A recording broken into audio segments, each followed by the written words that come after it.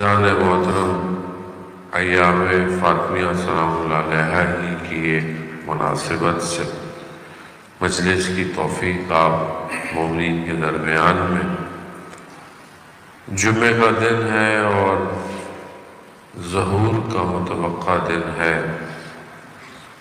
اور جمعے کے دن کوشش کرنی چاہیے کہ انسان اپنے وقت کے امام کو یاد کرے، نسبتاً باقی ایام کے تھوڑا زیادہ یاد کرے۔ اور جمعے کا دن ویسے بھی عام دنوں میں بھی عید کا دن کہلاتا ہے، ایام فاطمیہ ہے، اور اسی مناسبت سے بہرحال آج کی گفتگو کہ امامت کی ضرورت کیوں ہے اور بغیر امامت کے کیا یہ سسٹم کائنات کا چل نہیں سکتا۔ اب یہاں بہت ضروری ہے کہ پہلی چیز کہ انسان کو اللہ نے جب بھیجا ہے تو سسٹم بھی خود ہی بھیجا ہے، کیونکہ انسان ایک اتنی پیچیدہ مخلوقات ہے اور اسے صرف اس عالم میں نہیں رہنا۔ یہ نقطہ بہت ضروری ہے ہمارے اذہان کے لیے کہ ہمیں صرف اس عالم میں نہیں رہنا، اس مادے میں نہیں رہنا، لیکن پوری دنیا ہمیں یہی یقین کرانے کے اس میں لگی ہوئی ہے کہ ہم نے صرف یہیں رہنا ہے اور اس کے بعد کچھ بھی۔ اور اگر انسان ایمان بھی لاتا ہے کہ اس کے بعد کچھ ہے، مگر اس کی رفتار، اس کی کردار، اس کی گفتار اس بات کی گواہی نہیں دیتی کہ اس نے دوسرے عالم میں بھی رہنا ہے۔ تو یہ بہت امپورٹنٹ ہے کہ یہ عالم ایسا ڈیزائن ہو، یہ مادہ ایسا اسٹرکچرڈ ہو کہ اس میں ہم اس طرح رہیں کہ جہاں ہم نے ہمیشہ رہنا ہے وہ صحیح ہو سکے۔ تو یہ اتنا آسان کام نہیں ہے کیونکہ میں نے کل بھی آپ کی خدمت میں عرض کیا کہ مادہ اپنی طرف کھچاؤ رکھتا ہے، اٹریکشن رکھتا ہے، تمایل رکھتا ہے، اور انسان کو جیسے فورس آف گریوٹی روکتی ہے پرواز کرنے سے، اسی طرح یہ مادہ انسان کی روح کو پرواز کرنے سے روکتا ہے۔ یہ اس میں ہے۔ اس کی مثال سمجھانے کے لیے آپ کے ذہن تاکہ اور اس کے قریب ہو سکے بات کی کہ جیسے ایک پرندہ ہو اور اس کے پاؤں میں آپ زنجیر باندھ دیں اور اس کو کہیں کہ اڑے، لیکن وہ نہیں اڑ سکتا کیونکہ اس کے پاؤں میں زنجیر بندھی ہوئی ہے۔ عالم ایسے ہی ہے۔ اب آیت اللہ مصباح یزدی فرماتے تھے کہ ماہ مبارک رمضان میں روزہ ایسا ہے کہ جیسے انسان کو مادے سے آزاد کرا دیتا ہے، یعنی جو کہ دنیا بدن جکڑا ہوا ہے مگر پھر بھی روح روزہ رکھنے سے آزاد ہو جاتی ہے۔ مطلب وہ چیز جو حلال ہے وہ آپ نہیں کھا رہے، آپ کے سامنے ہے مگر پھر بھی نہیں کھا رہے، یعنی آپ مادے سے ایگزٹ ہونے کی صلاحیت رکھتے ہیں۔ اب یہ جو سسٹم ہے پورا انسان کو بنایا، پھر بھیجا، پھر اس نے چلنا کیسے ہے، پھر اس نے کرنا کیا ہے، ظاہراً یہ لگتا ہے کہ یہ بڑی سختی ہے، ظاہراً لگتا ہے کہ اللہ نے اس سے بھی منع کیا، اللہ نے اس سے بھی منع کر دیا، اللہ کہہ رہا ہے یہ بھی نہیں کرو وہ بھی نہیں کرو۔ ایسا اللہ نے جو سسٹم دیا ہے وہ بڑا نیچرل سسٹم ہے، یعنی اسلام عین فطرت ہے۔ جو باقی چیزیں ہیں وہ نیچر کے خلاف ہے۔ یعنی جن چیزوں کو اللہ نے منع کیا ہے وہ نیچر کے خلاف ہے، لیکن بہرحال دنیا کے اندر ہیں اور انسان کو کھینچتی ہیں۔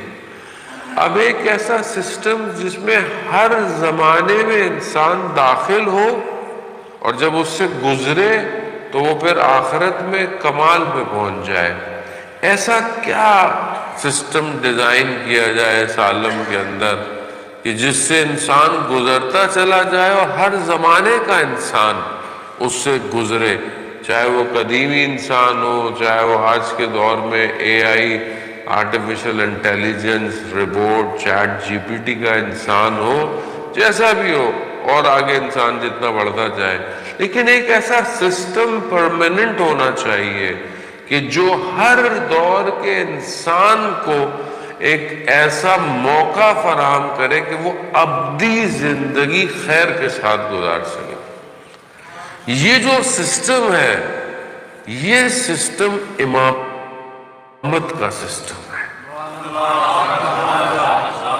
ایک ایسا سسٹم کہ جسے اللہ نے مادے پر ڈپلوائے کیا ہوا ہے، ایسا ڈپلوائے کیا ہوا ہے کہ اس کے اندر کہیں کمی نہیں آتی، کبھی وہ کم نہیں ہوتا، کبھی بھی وہ ایسا نہیں ہے کہ کوئی شخص یہ بولے یا کوئی زمانہ یا کوئی مکان یہ کہے کہ ہمارے لیے سسٹم پرانا ہو گیا، ایسا کوئی نہیں ہے، کیونکہ اللہ نے جسے امام بنایا ہے وہ اللہ کی طرف سے حجت ہے اس کائنات میں، اور وہ جہاں سے علم لے رہا ہے وہ وہاں سے علم لے رہا ہے جس نے خود علم کو تولید کیا، یعنی علم کو بنایا ہے، اس کا تعلق اس مقام سے ہے کہ جہاں سے علم ڈائریکٹ اس کے پاس ہے، چاہے اب جتنی بھی دنیا ترقی کر لے اس کے علم سے آگے نہیں بڑھ سکتی دنیا، وہ اسے امام کہتے ہیں۔ اس لیے بہت ضروری ہے کہ امام سمجھ میں آئے گا تو امام کی اطاعت ہوگی، جب آپ امام کو سمجھیں گے نہیں، بچوں کو بچپن سے بس یہ دکھائیں گے امام کتنے، بولا 12، اس کے بعد چھٹی بیٹا جو بھی کرنا ہے کر لو زندگی میں، بھئی یہ یاد رکھنا جی امام 12 ہونے چاہیے، لیکن اس کو پتا تو ہو امامت کسے کہتے ہیں، سسٹم کسے کہتے ہیں، اس کی ضرورت کیوں ہے، یہ جب تک نہیں ہوگی جب تک وہ امام کی اطاعت نہیں کرے گا۔ اب آج کے دور کے اندر آپ دیکھیں کہ جیسے سافٹ ویئر ڈیزائنر، ڈیولپر ایک آرکیٹیکٹر کو ڈیزائن کرتے ہیں، ایک سسٹم کو ڈیزائن کرتے ہیں، پھر اس کے اوپر بہت سارے کام ہوتے ہیں تاکہ جب ایگزٹ ہو تو جو فائل ریکوائرڈ ہے وہ کلائنٹ کے مانیٹر پہ چلی جائے، اس کے سسٹم پہ چلی جائے، اس کے موبائل پہ چلی جائے۔ سسٹم ایسا ڈیزائن ہونا چاہیے، لوپ ہول نہیں ہونے چاہیے، بگز نہیں ہونے چاہیے، اس میں وائرس نہیں آنا چاہیے۔ کیوں؟ کیونکہ اگر سسٹم صحیح نہیں ہوگا تو بہت جلدی خراب ہو جائے گا۔ اب یہ جو سسٹم اللہ نے ڈیزائن کیا ہے، انسان سمجھتا ہے کہ یہ شاید اس کے لیے رکاوٹ ہے یا اس کے لیے مشکلات ہے، کیونکہ انسان جب نیچر کے خلاف جاتا ہے، یعنی عدالت کے خلاف جائے گا، انصاف کے خلاف جائے گا، ظلم و ستم کرے گا، لوگوں کا حق کھائے گا، یعنی یہ نیچر کے خلاف جا رہا ہے، جب یہ خلاف جائے گا تو یہ سسٹم اسے برا لگنے لگے گا۔ کیوں؟ کیونکہ یہ سسٹم عدالت مانگتا ہے، یہ سسٹم ایسا جسٹس مانگتا ہے، یہ تاریخ گواہ ہے کہ مولا کائنات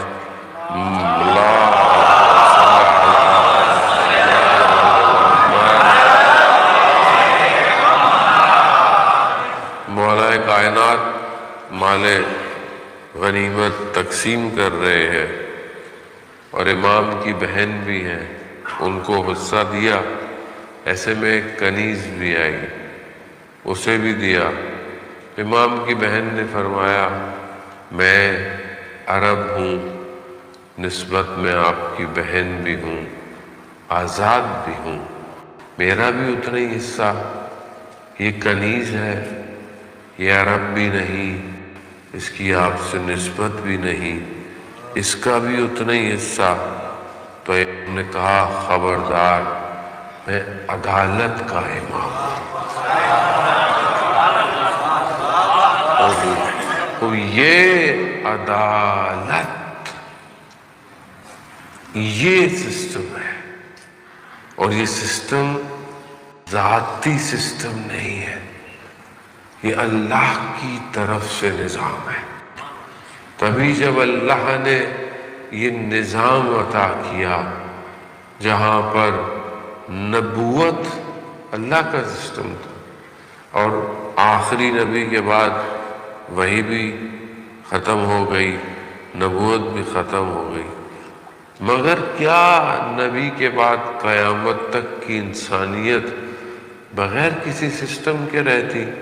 کیسے ہو سکتا ہے وہ خالق کہ جو اتنا ہر چیز کو دقیق خلق کرتا ہے کہ جب زمین کے ذروں میں چلے جاؤ تو وہ کوئی چیز بیکار نظر نہیں آتی، آسمان کے اندر اونچائیوں میں انسان چلا جائے تو بھی ہر چیز اتنی ڈیزائنڈ ہے، مولیکیول اتنے سسٹمیٹک ہے، برف کا ہر قطرہ کمپاؤنڈ دیکھا جائے تو دوسرے قطرے سے مختلف ہوتا ہے، اتنے انسان دیکھنے میں ان کی انگلیاں ایک جیسی مگر کسی کا فنگر پرنٹ میچ نہیں کرتا، جو اتنا دقیق خلق کر سکتا ہے کیا وہ نبی کے بعد انسان کو ایسی چھوڑ دے گا؟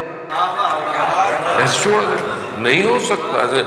وہ اصل انسان کی عقل اس بات کی اجازت نہیں دیتی کہ وہ حکیم مطلق، وہ کہ جس کا علم اس کی ذاتی ہے، اس نے علم کہیں سے لیا نہیں ہے، وہ ایسا نہیں کر سکتا۔ جب وہ ایسا نہیں کر سکتا تو وہ سسٹم کہاں گیا پھر؟ وہ سسٹم کدھر ہے؟ اس سسٹم کو جو نبوت کا تھا اس کی ٹرانسفارمیشن۔ بہرحال ایک نقطہ بس میں نے آج آپ کی مجلس میں آپ کو کوشش ہے کہ میں آپ کو ڈیلیور اللہ کرے کہ کر دوں اہل بیت کے کرم سے، تو وہ کافی ہے کہ اگر یہ ایک بات جو ہے وہ ہم منتقل کر پائیں اور سمجھ پائیں آپس میں۔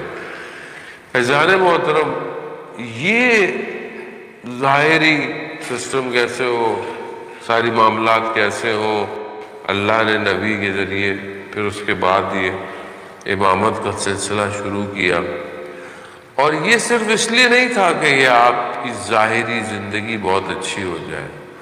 میں نے کل بھی عرض کیا اور ہمیشہ عرض کرتا ہوں، ظاہری زندگی امپورٹنٹ ہے، ظاہر ہے، جس کا ظاہر اچھا نہیں اس کا باطن اچھا کیسے ہوگا؟ ظاہر بھی ضروری ہے۔ بہت سارے لوگ اس غلط فہمی میں رہتے ہیں کہ نہیں جی ظاہر کی کیا ضرورت ہے، باطن اچھا ہونا چاہیے، فلانا اچھا ہونا چاہیے، بس مجلس پڑھتے رہو، مجلس سنتے رہو، یعنی بس تسبیح پڑھتے رہو، مصلی بیٹھے رہو۔ نہیں بھائی، ظاہر بھی امپورٹنٹ ہے، یعنی جو عقیدہ آپ کے ظاہر کو اچھا نہیں کر سکتا وہ آپ کے باطن کو کہاں اچھا کرے گا؟ تو انسان اپنی ظاہری زندگی کو بھی بہتر بنائے، اسٹرگل کرے، محنت کرے، سسٹمیٹک ہو، لیکن اس کے باوجود بھی یہ کافی نہیں ہے، یہاں کا معاملہ کافی نہیں ہے۔ اصل مشکل روز محشر ہے، اور روز محشر کا وقت بہت لمبا ہے اور گزر بہت لمبا ہے۔ اس گزر کے لیے ضروری ہے کہ انسان اس سسٹم کو اپنائے۔ اگر اس کے پاس امام نہیں ہوگا تو روز محشر وہ مشکل میں آ جائے گا۔ یہاں کا تو چلے آپ کہہ رہے ہیں میں گزار لوں گا، کچھ بھی کر لوں گا، کیسے ہی کر لوں گا، لیکن وہاں معاملہ ایسا نہیں ہے۔ وہاں مالک یوم الدین ہے، مالک تو یہاں پہ بھی ہے لیکن یہاں اس نے ڈیل دی ہوئی ہے، آپ کچھ بھی کر لو، لیکن وہاں کوئی کچھ نہیں کر پائے گا۔ وہاں ہر چیز عیاں ہوگی، ہر چیز نظر آئے گی، ہر چیز اس کے تابع ہوگی، انگلیاں اسی کی طرف گواہی دیں گی، آنکھ اس کی طرف باتیں کرے گی، زبان کہے گی اس نے مجھ سے یہ بلوایا تھا، وہاں کچھ بھی نہیں چلے گا سوائے اس کی مرضی کے. تو وہاں پر اگر آپ کے پاس امام نہیں ہوگا آپ اس راستے کو طے نہیں کر سکتے وہاں پہ. یعنی یہ تھوڑی دیر نہیں ہے.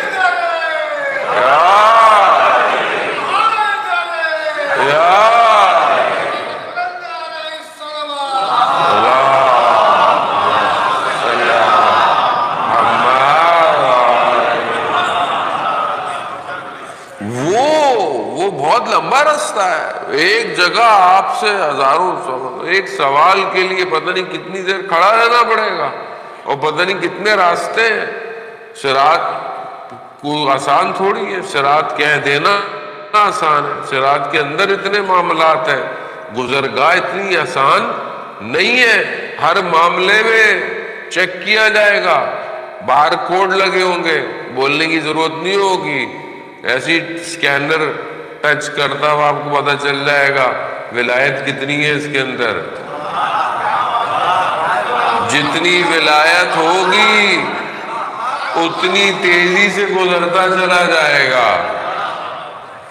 لیکن ولایت قیمت مانگتی ہے جان محترم, اور ولایت اطاعت مانگتی ہے. شخص امام کا خادم ہے, امام جعفر صادق علیہ السلام,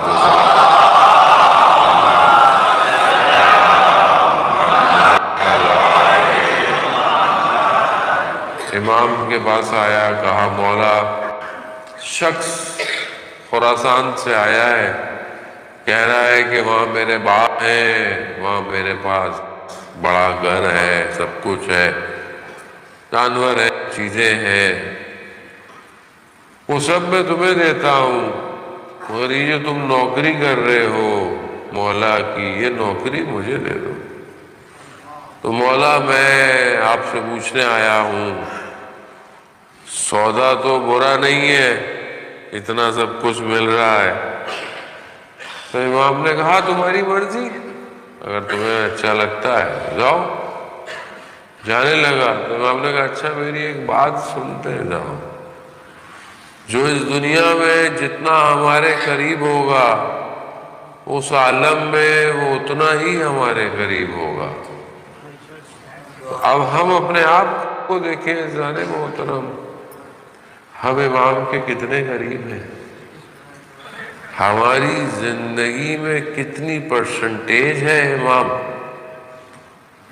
اسی پرسنٹیج کے حساب سے وہاں سسٹم چیک کرے گا نا. وہاں آپ سے پوچھا تھوڑی جائے گا, وہاں آپ بتائیں گے بھی نہیں کہ بھائی میں تو یوں تھا, میں تو یوں, وہاں کچھ بھی نہیں پوچھا جائے گا. وہاں پہ اللہ کے مین فریمز کمپیوٹر ایکٹیو ہے, وہ سب کیلکولیٹ کر رہے ہیں کتنی پرسنٹیج اس نے اطاعت کی, کتنی پرسنٹیج یہ مانتا تھا, کتنا پرسنٹیج اس نے اپنی زندگی میں امام کو دیا, اس کا رنگ ولائی ہے یا نہیں ہے.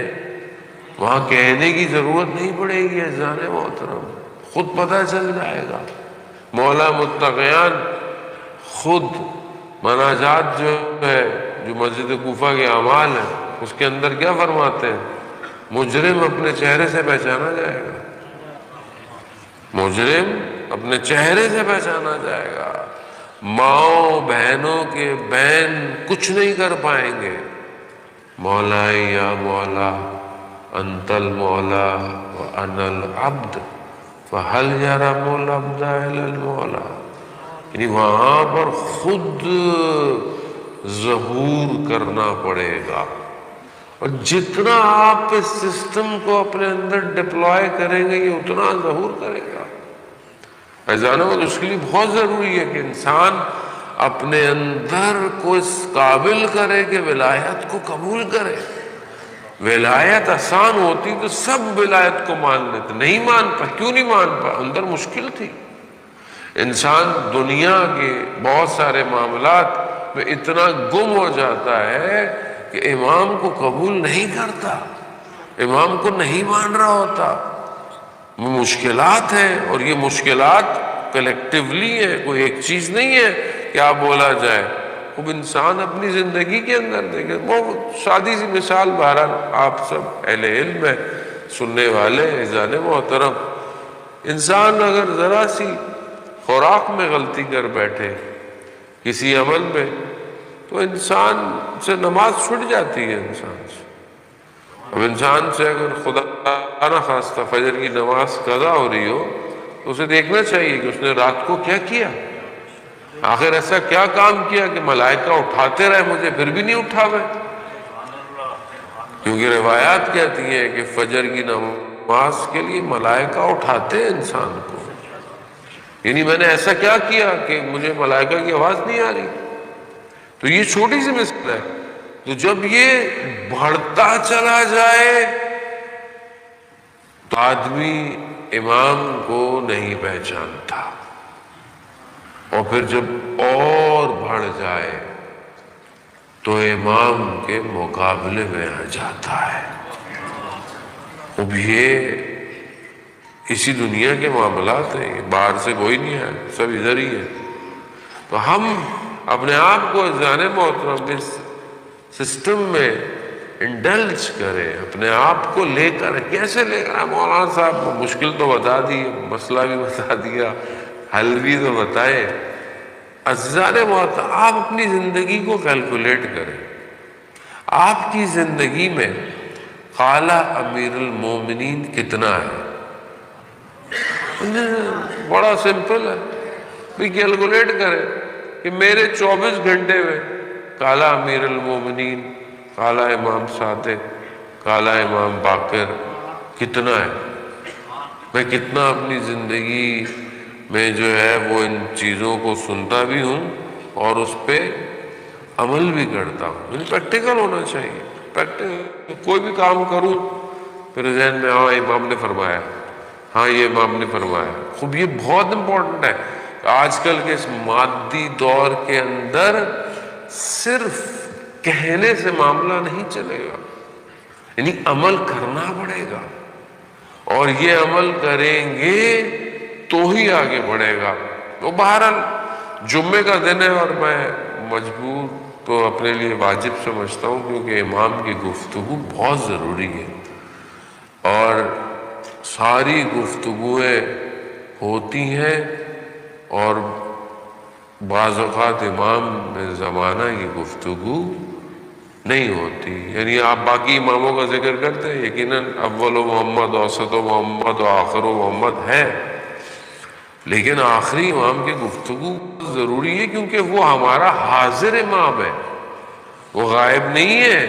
آیت اللہ عظمہ بہجت فرماتے تھے کہ امام غائب نہیں ہے، ہم غائب ہیں.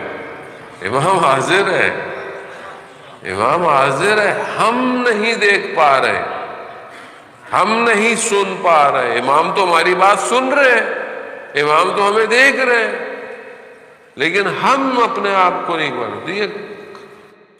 امام یعنی امام کی بات. بہرحال آج جمعہ کا دن ہے اور امام کا دن ہے. ایک حدیث آپ کی خدمت میں، ہم اس حدیث کے پیرائے میں اپنے آپ کو تھوڑا سا چیک کریں کہاں ہے، تاکہ ہم اپنے آپ کو دیکھیں. حدیث جو ہے وہ حضرت فاطمہ زہرا سلام اللہ علیہ،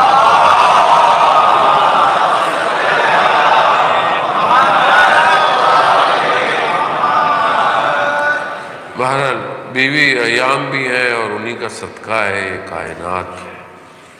واقعاً انسان اگر مادے سے تھوڑا باہر نکلے تو اسے اس کائنات میں نظر آئے گا کہ یہ خاتون کیا خاتون ہے. یہ پورا سسٹم، یہ پورا نظام انہی کے لیے چل رہا ہے. وہ انسان بہت ہی بے کس اور بدبخت ہو جو ان کے در سے دور ہو جائے، کیونکہ کچھ بھی نہیں ہے اس کائنات میں سوائے ان کے در کے. یہی وہ در ہے کہ جو انسان کو اس دنیا میں بھی بچاتا ہے اور آخرت میں بھی بچائے گا. بیوی ارشاد فرماتی ہے میں اپنے لیے یقیناً آپ مجھ سے زیادہ بہتر عمل کرتے ہیں۔ بی بی ارشاد فرماتی ہیں مجھے دنیا میں 3 چیزیں اچھی لگتی ہیں۔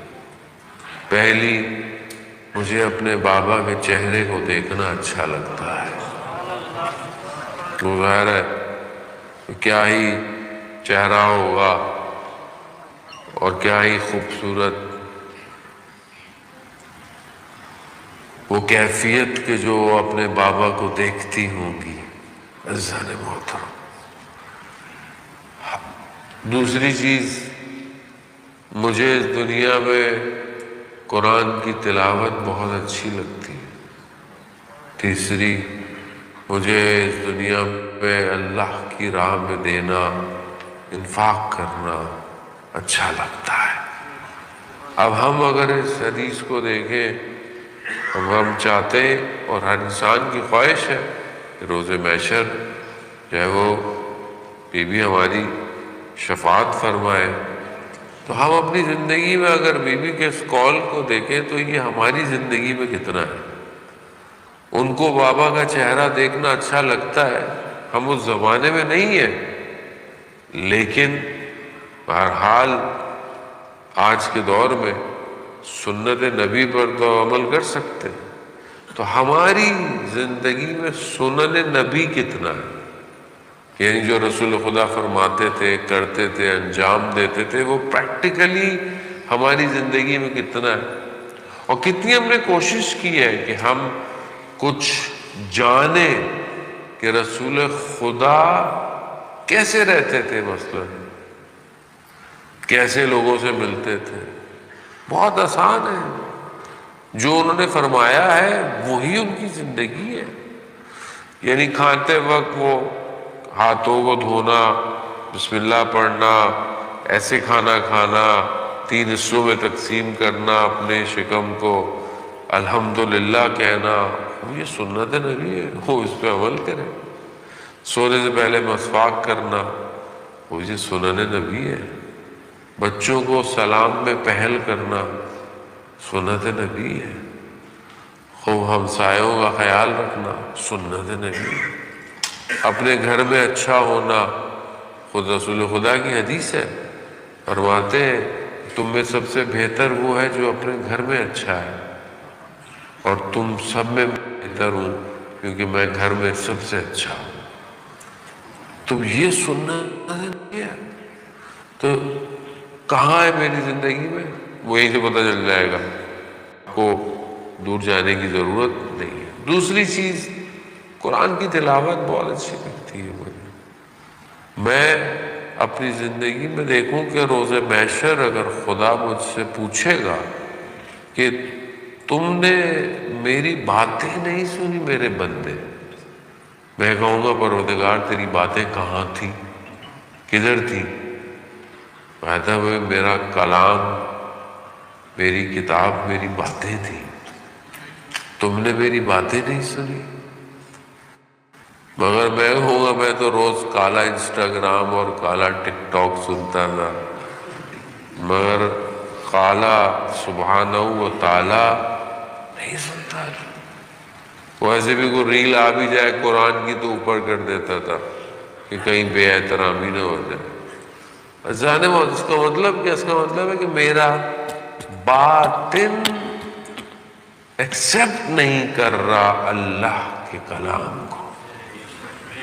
یہ گڑبڑ ہے، کہیں کوئی مشکل ہے، وہ پریشانی ہے۔ تو یہ انسان یعنی مریض ہے باطن میں، خوب اسے صحیح کرے کہ اسے باقی باتیں بہت اچھی لگتی ہیں، باقی چیزیں گھنٹوں گھنٹوں بیٹھتا ہے دیکھتا رہتا ہے، میچ دیکھ رہا ہے تو فلانا دیکھ رہا ہے تو چیزیں دیکھ رہا ہے، لیکن تھوڑی دیر سونے سے پہلے قرآن کی تلاوت نہیں سنے گا، یا چلا دے یا سن لے۔ عزیزان خطبہ متقین پر وہی ہے، یہاں قالا جناب سیدہ ہے تو قالا امیر المومنین ہے، قالا امیر المومنین خطبہ متقین 190 یا 191 ڈیپینڈ کرتا ہے پرنٹ کون سا ہے۔ آپ اس میں دیکھیں کہ متقین کی ایک صفت یہ ہے کہ وہ رات کو کھڑے ہو کر قرآن کی آیات کی تلاوت کرتے۔ یہ ساری باتیں اس دنیا کے لیے جانے وقت ہے، اس دنیا کے لیے نہیں ہے۔ آپ بولیں گے نہیں وہاں چانس ملے گا قرآن پڑھیں گے، قبر میں کوئی کام ہی نہیں ہوگا چلو قرآن ہی پڑھ لیں گے، وہاں کوئی چانس نہیں ہے، وہاں کوئی موقع نہیں ہے، اس عالم میں کچھ بھی نہیں ہے، جو ہے یہاں سے جائے گا۔ جتنی تلاوت کرنی ہے یہی کرنی ہے، جتنے سجدے کرنے ہیں وہ آپ نے یہی کرنے ہیں، وہاں کچھ نہیں ہے، وہاں تو رزلٹ ہے خالی، تو کیا ملے گا؟ یہ بہت ضروری ہے۔ یہ سسٹم انگلیوں میں گننے کا نہیں ہے امام 12 ہے، یہ امام میری زندگی میں کتنے، میری زندگی میں امام کا کال کتنی پرسنٹیج ہے یار، بہت ایزی ہے۔ آپ ایک کمپنی میں جاب کریں، آپ کی کمپنی بولے بھائی تو ہمارے لیے تو کام ہی نہیں کر رہے، بولا کیوں؟ آپ کو تو روز آتا ہوں، صبح آتا ہوں، ٹائی پہن کے آتا ہوں، بیگ بھی اٹھا کے آتا ہوں، کرسی پہ بیٹھتا ہوں، کہتا ہے یہاں تک تو آتے ہو، باقی یہاں بیٹھے ہوئے اپنے ہی کاموں کر رہے ہو، بٹ کوائن کہاں چلا گیا، ایتھیریم کہاں چلا گیا، فلانا کہاں چلا گیا، اچھا یہ خرید لو، سٹاک لے لو، فلانا کر لو، فلانا کر لو، پھر تم کھانا کھاتے ہو، پھر تم کافی پیتے ہو، پھر تم چائے پیتے ہو، پھر تم باہر گپے مارتے ہو، پھر سارا کام کرتے ہو، شام کو تم بیگ اٹھاتے ہو چلے جاتے ہو، تم کمپنی کا تو کام کوئی نہیں کر رہے، تم تو اپنی زندگی میں مگن ہو۔ تو یہاں میں بھی ایسی ہے جانے محترم، امام کتنے؟ 12، بس اس کے بعد آتا ہوں میں مجلس میں، آتا ہوں میں، آتے ہو، ولادت میں آتا ہوں میں، جشن بھی مناتا ہوں میں۔ امام کے لیے قرآن کیا کہہ رہا ہے؟ ماننا کافی نہیں ہے، اطیعوا اللہ، اطیعوا الرسول واولی الامر منکم، اللہ کہہ رہا ہے اطاعت کرو۔ اطاعت کتنی ہے؟ پریکٹیکل۔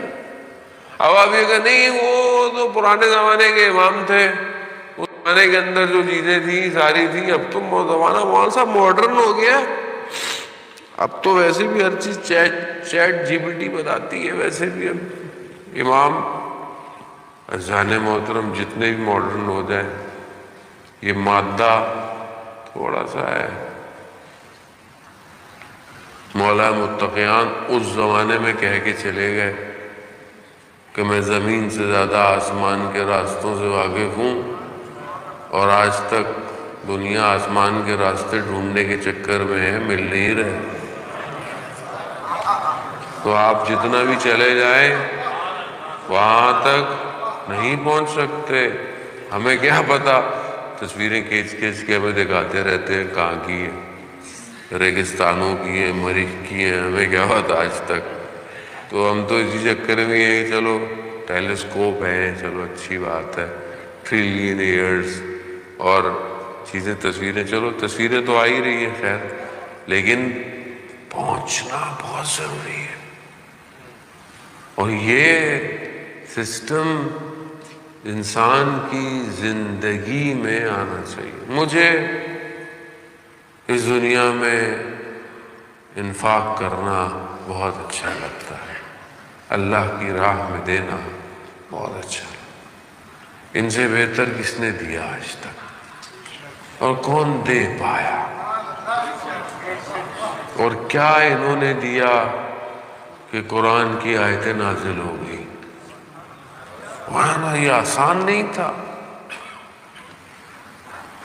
یعنی یہ اتنا آسان نہیں ہے کہ کوئی کچھ دے تو قرآن کی آیتیں نازل ہو جائیں، یہ آسان نہیں ہے۔ یعنی ایسا کیا دیا کہ اللہ جو ہے وہ آیات کو نازل کر رہا ہے۔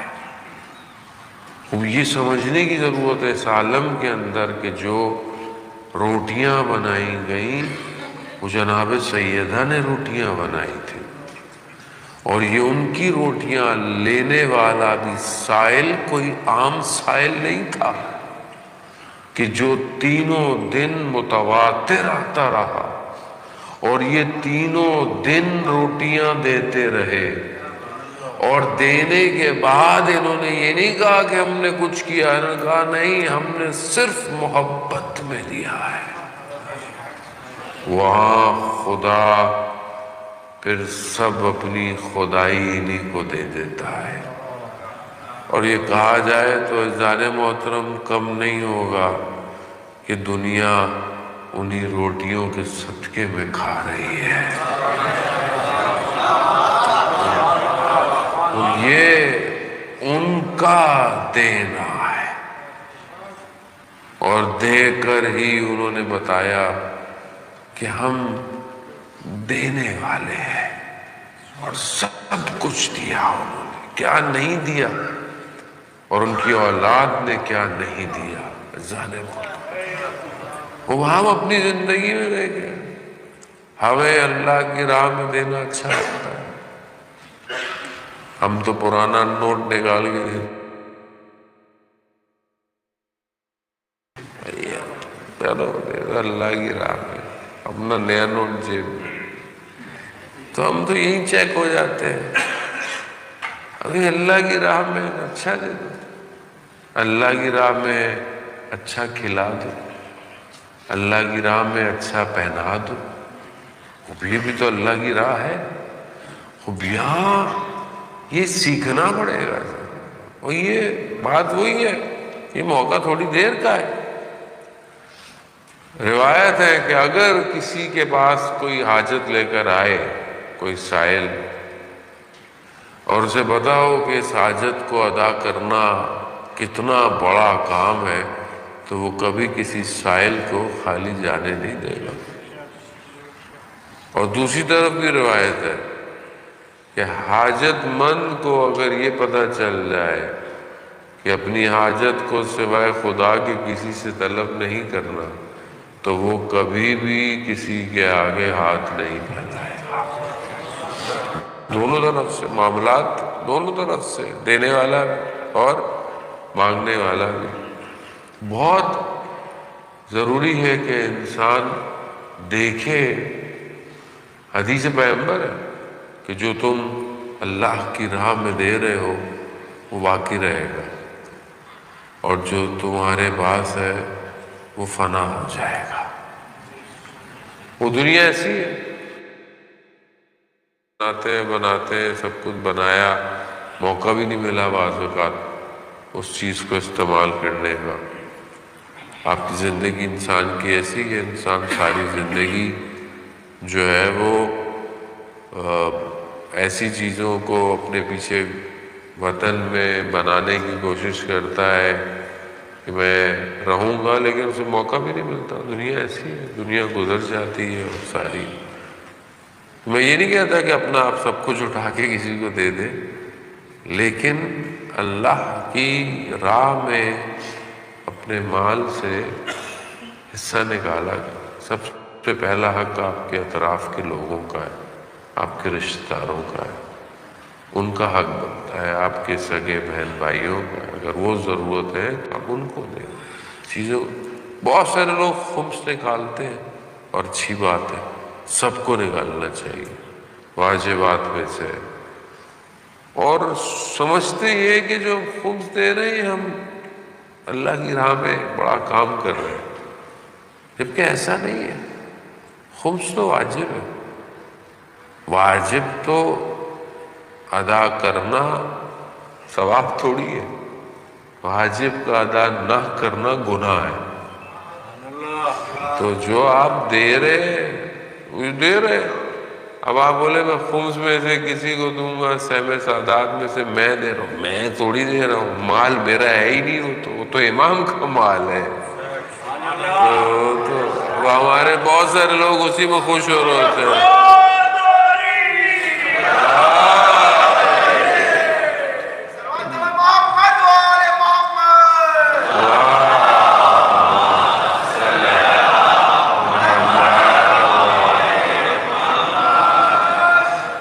امام کا حق ہے، اس میں حق امام کا ہے۔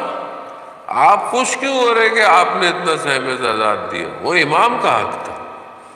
امام کے حق میں سے آدھا سہم امام ہے، آدھا سہم سادات ہے، وہ تو اس میں سے جا رہا ہے، وہ تو امام دے رہے، تو وہ میں تو نہیں دے رہا، میرے لیے تو واجب ہے اس کو دینا، پارٹ آف مائی لائف، میری زندگی کا حصہ ہے اگر میں امام کو مانتا ہوں۔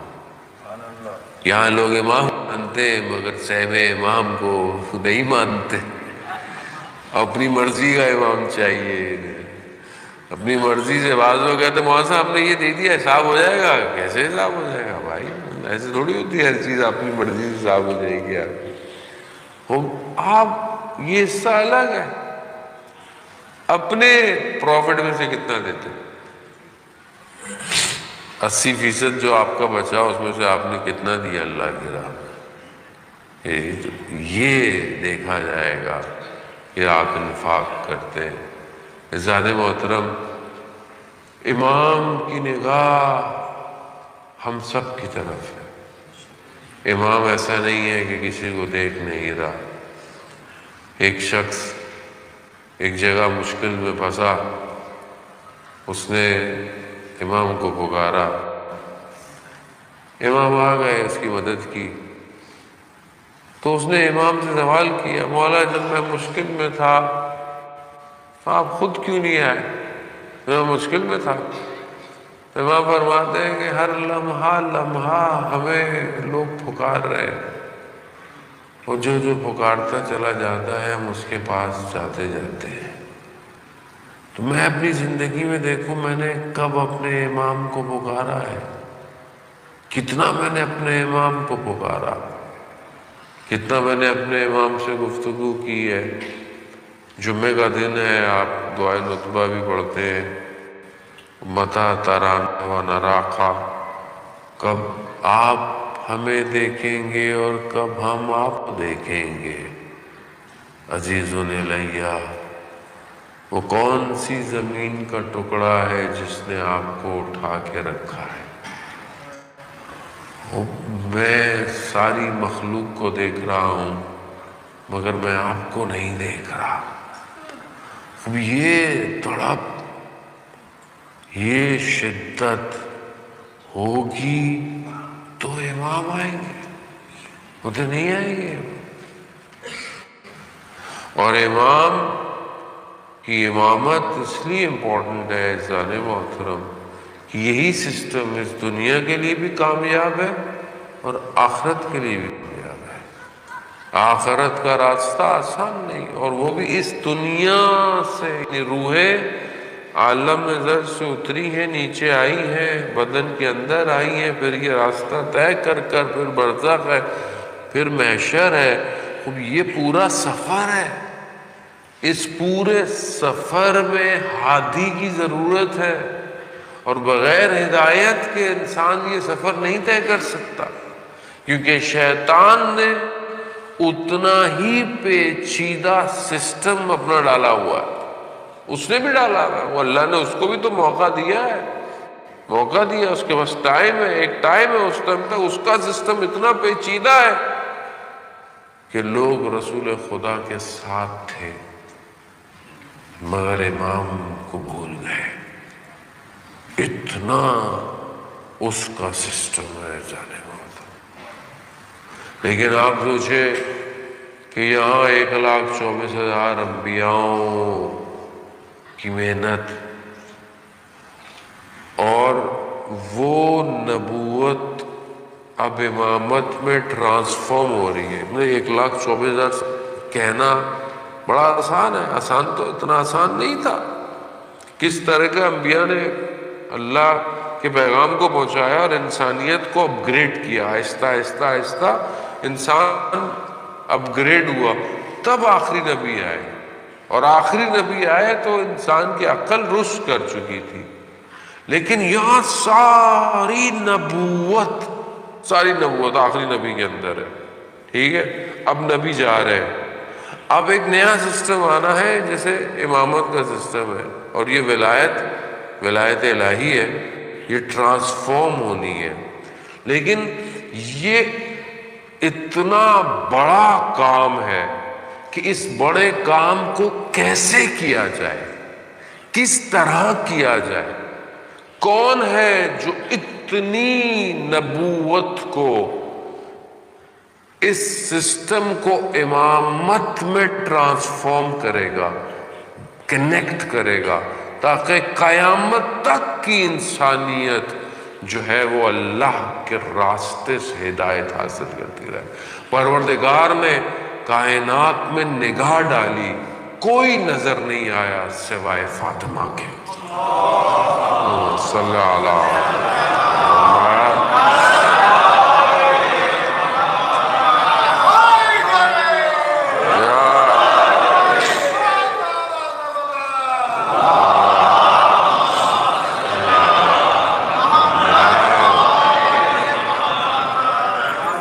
کوئی نظر نہیں آیا۔ اتنا بڑا کام تھا، یہ اتنا بڑا کام تھا کہ شاید ہمارے تصور میں یہ بات نہ آ پائے۔ یہ نظام الہی ہے، اور یہ نظام کے جہاں انبیاؤں نے زندانوں میں، کنوؤں میں، سمندروں میں، دریاؤں میں، پہاڑوں میں کہاں کہاں سختیاں جھیلی، اور اس کے بعد آخری نبی آئے، اور اب آخری نبی جا رہے ہیں، اور یہ سسٹم جو ہے وہ ایسا ٹرانسفارم ہونا ہے کہ اگر یہ خاتون نہ ہوتی تو کوئی بھی آج امام کو نہیں پہچانتا۔ یہ خاتون نے وہ کردار ادا کیا کہ گو کہ 18 سال کی زندگی ہے، مگر اپنے وجود پر اس ولایت کو قبول کیا، اور جتنا بڑا کام تھا اتنی بڑی مصیبت تھی، اتنی بڑی مشکلات تھی، آسان نہیں تھا۔ یہ آسان ہوتا تو بڑے لوگ امام کو پہچان چکے ہوتے، اور اگر یہ نہیں ہوتی تو آج ہم بھی امام کو نہیں پہچانتے۔ یہ یاد رکھیے، یہ ان کی قربانی ہے، یہ ہے جس نے امامت کو اپنے وجود سے ٹرانسفارم کیا ہے، اپنے بدن، اپنی پسلیوں کو توڑوا دیا۔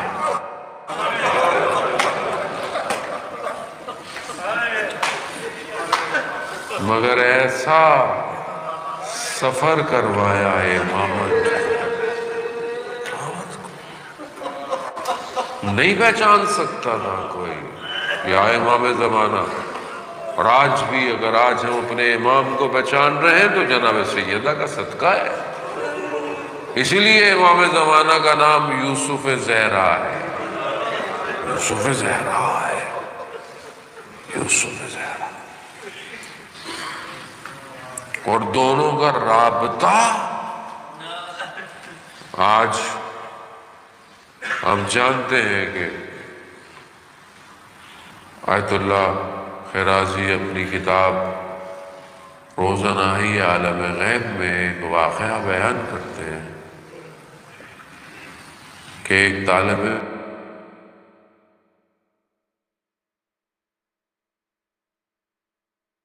علم تھا، اسٹوڈنٹ تھا یونیورسٹی کا، جرمنی کے آخری کنارے پہ جو فرانس کے قریب ایک علاقہ ہے آخن، وہاں پڑھتا تھا۔ واپس آیا اپنے ہاسٹل تو دیکھا کہ ایک نوٹس، اسٹکی نوٹس دروازے پر لگا ہوا ہے، اس پہ لکھا ہوا ہے کہ میں تمہارے گھر کے قریب ایک پہاڑ ہے وہاں پر ہوں، مجھ سے آ کے ملو۔ آغا جعفر،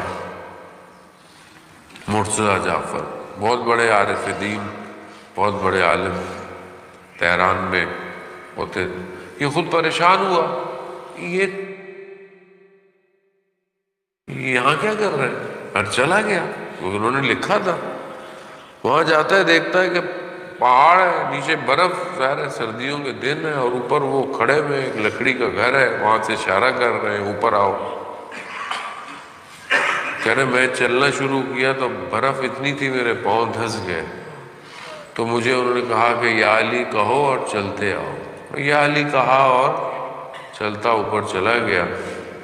اوپر گیا تو ایک بوڑھی جرمن خاتون ان کی بڑی آؤ بھگت کر رہی ہے، مجھے سمجھ نہیں آیا.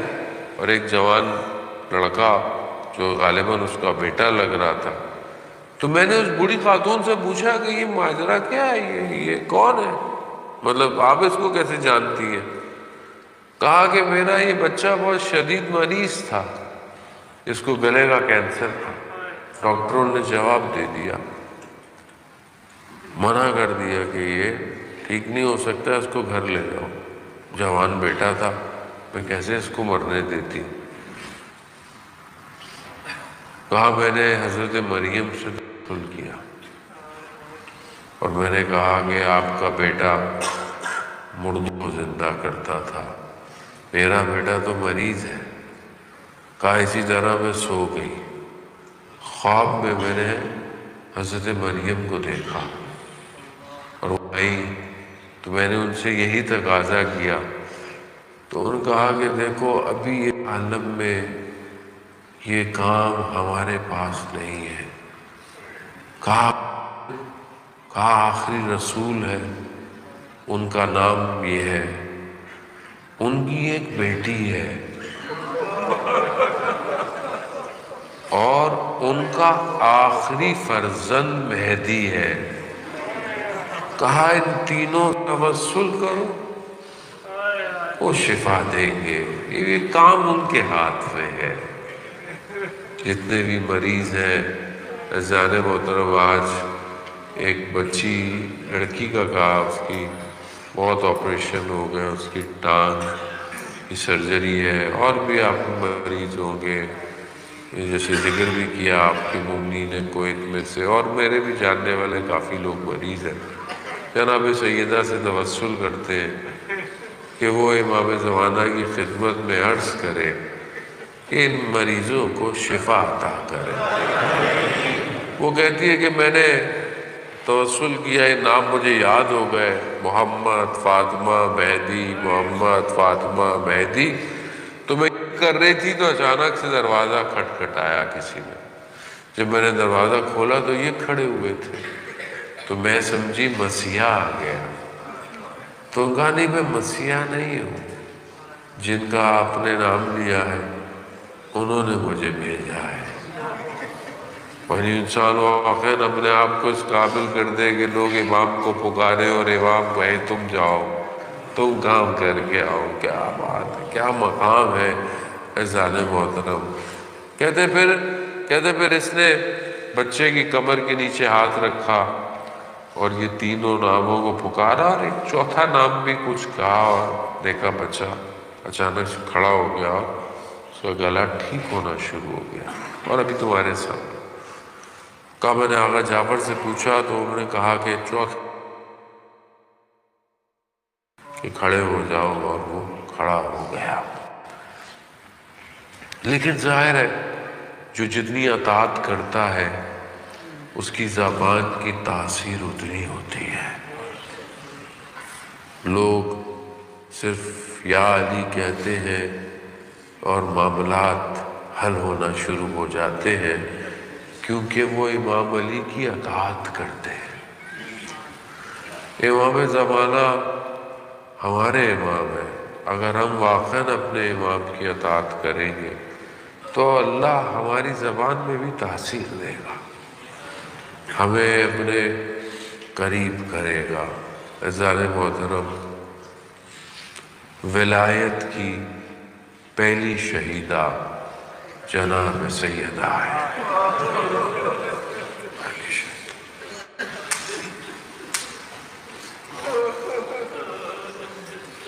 اکلوتی بیٹی ہے رسول کی، چاہتی تو گھر بیٹھی رہتی. کیا مقام ہے، ملائکہ نازل ہو رہے ہیں، مگر اس کے باوجود بھی بیٹھی نہیں ہے. ہر دروازے کو کھٹکھٹایا ہے.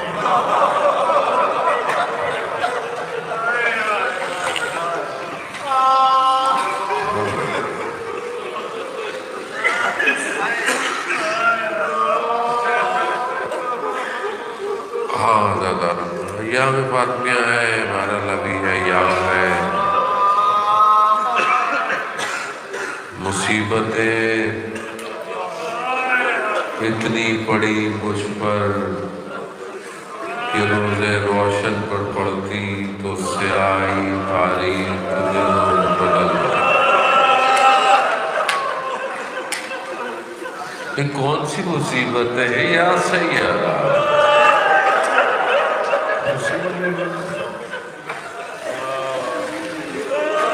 ہاں سخت ہے، بہت سخت ہے۔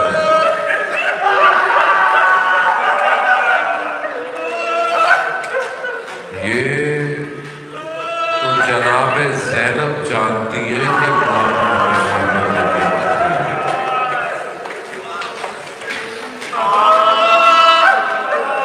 بچے قاتل یہی بیان کرتے ہیں نا کہ جب مولا امیر گھر آتے تھے تو کوشش کرتی تھی صحیح چلا کرے تاکہ علی کو پتہ نہ چلے فاطمہ کو تکلیف کتنی۔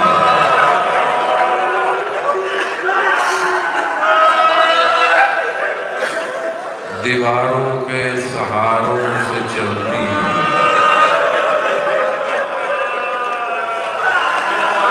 کبھی اٹھتی ہے کبھی بیٹھتی ہے۔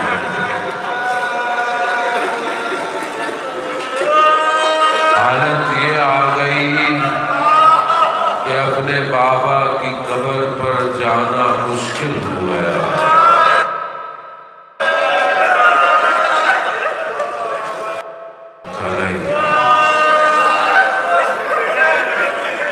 جمعے کا دن ہے، خدا آپ کے گریے کو قبول کرے، خدا کوئی غم نہ دے سوائے حسن حسین۔ آسان نہیں ہے عزاداران محترم، اپنی جد کے مسائل پڑھنا آسان نہیں ہے۔ یہ امام حسن سے پوچھے کہ وہ جب کوچے سے گزرتے تھے تو کیا ہوتا؟ ساری زندگی نہ بھلا پائے،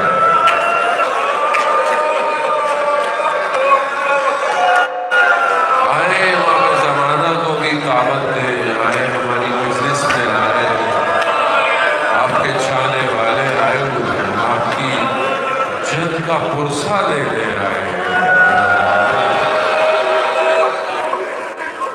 لیکن علماء کہتے ہیں کہ ایک مصیبت ایسی ہے جب تم پڑھو تو امام آتے ہیں، اور وہ مصیبت ام البنین کے چراغ تھی۔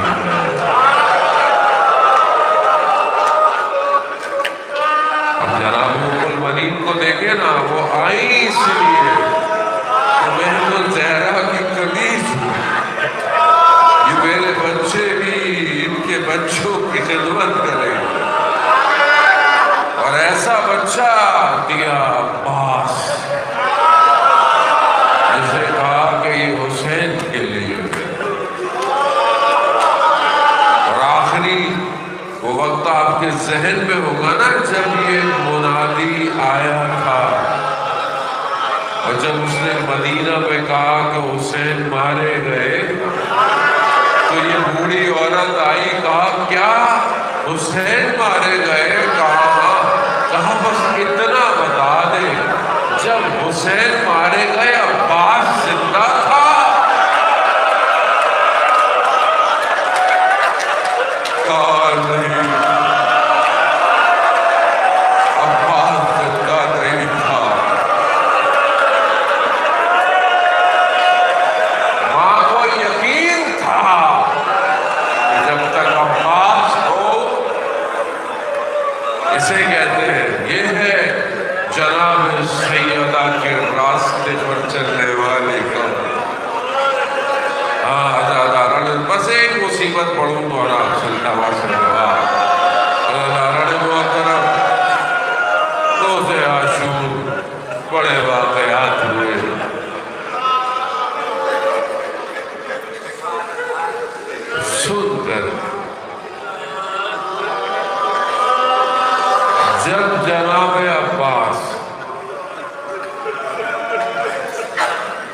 سواری سے نیچے آئے ہیں. بڑا ادب احترام کے ساتھ اللہ تعالیٰ نے وہ الفاظ بہت دیکھ کے پڑھنے پڑتے ہیں. جب حضرت عباس اپنی سواری سے زین سے زمین پر آئے،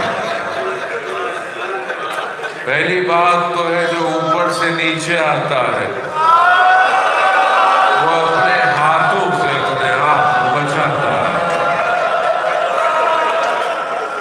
میں قربان جاؤں جناب عباس پر، لیکن بس جب آئے نیچے تو ایک جملہ کہا، یا اخا ادرک الخا، اے میرے بھائی، بھائی کی مدد کو آؤ. جب امام حسین نے یہ جملہ سنا، آپ جانتے ہیں مصیبت، ایک نگاہ خیموں پر، ایک نگاہ عباس پر، کبھی خیموں پر کبھی عباس پر. جب تک عباس تھے تو خیموں پر نگاہ کی ضرورت نہیں ہوتی تھی، مگر اب عباس نہیں ہے، ایک نگاہ خیموں پر، ایک نگاہ عباس پر. جب عباس تک پہنچے بس یہ جملہ آپ سے دعا سے دعا، سر زانو پر رکھا، تیر نکالا، خون صاف کیا. بعض مقاتل علماء بیان کرتے ہیں حضرت امام حسین نے حضرت عباس سے ایک جملہ کہا، پہلے کبھی مجھے بھائی نہیں کہا، میں آج بھائی کہا.